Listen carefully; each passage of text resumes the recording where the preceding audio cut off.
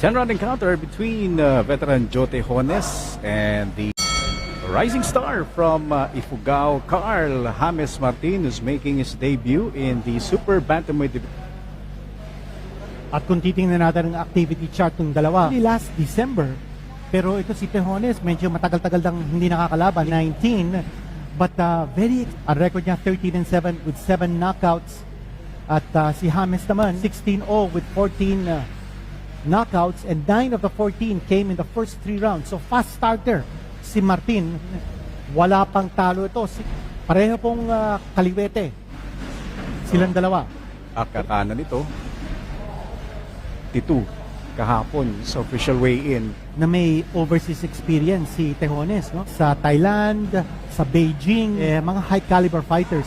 How will this impact? Ito si Martin, partner, pinag-uusapan to, internet sensation ito, no? So sabi nga niya, kukunin ko itong laban to, gusto ko siyang makalaban. And aura, itong si Carl James Martin. Well, abroad, meron na siyang 3 nakalaban na pinatulog niya. This guy is a devastating puncher. 4th bantamweight. He stands 5'6". Wala pang talo. At maganda ang kanyang height for this weight division super bant. But ito parang slow start for both teams. Pero dito probably factor yung first time niya sa super bantamweight, kaya si Martin. 3 pounds is wala yan siya apart, no? He is not sa mga dating laban ni Martin, Binyan City, mahirap score. because he was able to connect with some combinations. The ability of a fighter to put punches together. Hindi lang. Ito na, nagkana na si Tejones. Kanina, kaliwa yung kanyang stance, southpaw. Oo, ngayon, iba na. For an overhand right galing kay Martin. At the same time, makikita mo, parang naghahanda ng counter itong si Tejones. Martin, no? Hindi siya nagmamadali, which is a good sign. No? It's a sign of maturity Heavier division. for a young fighter who's only 21 years old. Yes, and alam niya, nakikita niya siguro sa mata ni Tejones na walang takot. Oo. Tine. I think Martin realizes that. Babasa niya. Alam ni Martin kahit papano. Martin in his actually 6th fight, except for one, yung kanyang Manila debut, Yung last fight niya sa Mandaue, no? Yes. And he scored a win on points, and that stopped his streak of Melmac. At saka, Ang dala-dala ni Martin sa kanyang fighting trunks, Mr. Mascareñas. para maging masarap yung ulam ko mamaya, Wow. Sir Q, tsaka si Zian and Zoe. Oh, yung pamilyang prinsipe. Royal Kingdom yun. Mukhang natapilok. Para may ininda ron si Carl James Martin.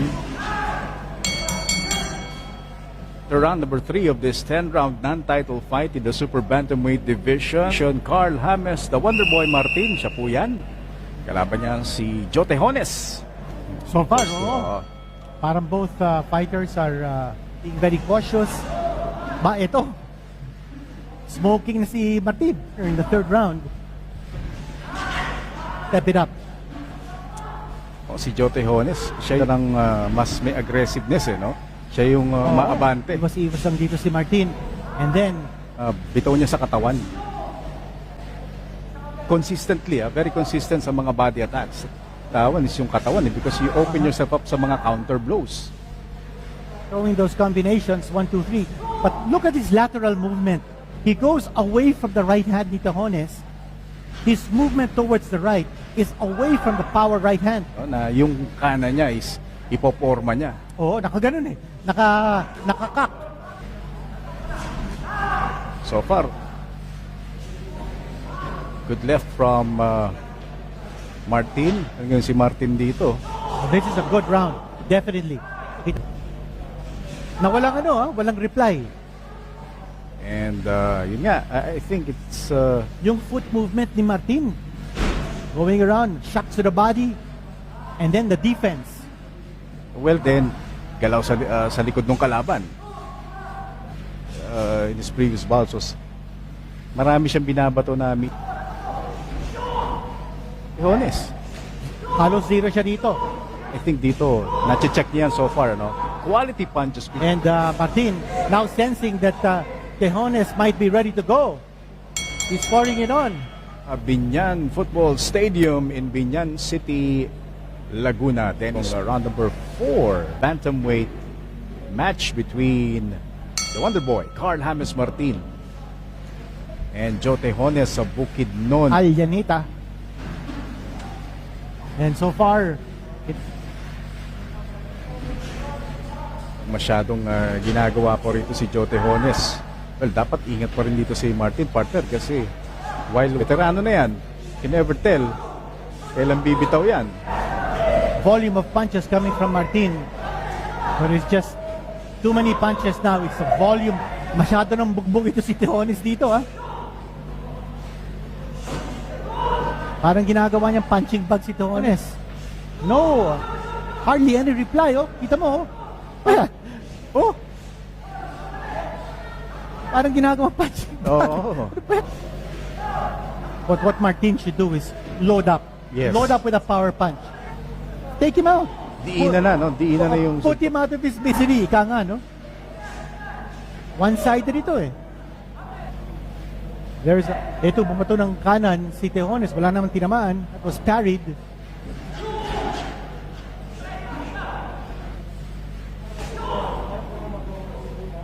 Wala pa rin, eh, no? Si Tejones. The right opening. He's looking to unlock. Iwasan yung mga unnecessary na mga bitaw ni Martin. Very calculating siya. Yeah, I agree with you, no? Dapat medyo diinan na rin. Sign of maturity ni Martin sa first 2 rounds na hindi niya minadali for his opponent to come in. Oh, nice shot, the left hand. Kung may impact yun, bumaksak si Tejones. Posible, no? Because of the volume of punches na tinatanggap niya rito. Oo.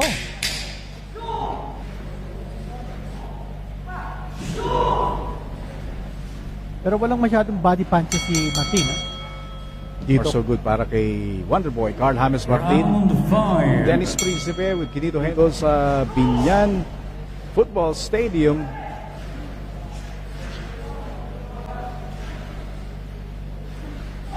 Si Tejones, para naghahanap ng isang suntok lang eh. Oo. To throw that home run. It could be that, baka... So, iabang ko na lang tong isang baon. Oo. I think if Martin were to throw more punches to them landed by Martin, tumiklop na lang ito si Tejones. Yun ang wala so far, eh. Oo. Tejones is fighting defensively. Goes to the ropes. He seeks refuge on the ropes. But here's once more.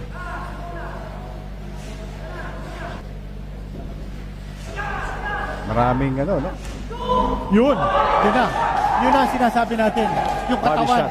And it was a right hand, ano? Yeah. And this is over. This is over. Wala na. A right hand shot. Yung suntok sa katawan. Hook, ano? Oo. Hook, no? Yung tumama. Tama. And Official time, 1 minute 48 seconds of the 5th round. We have a winner by knockout, Wonderboy, Carl James Martin.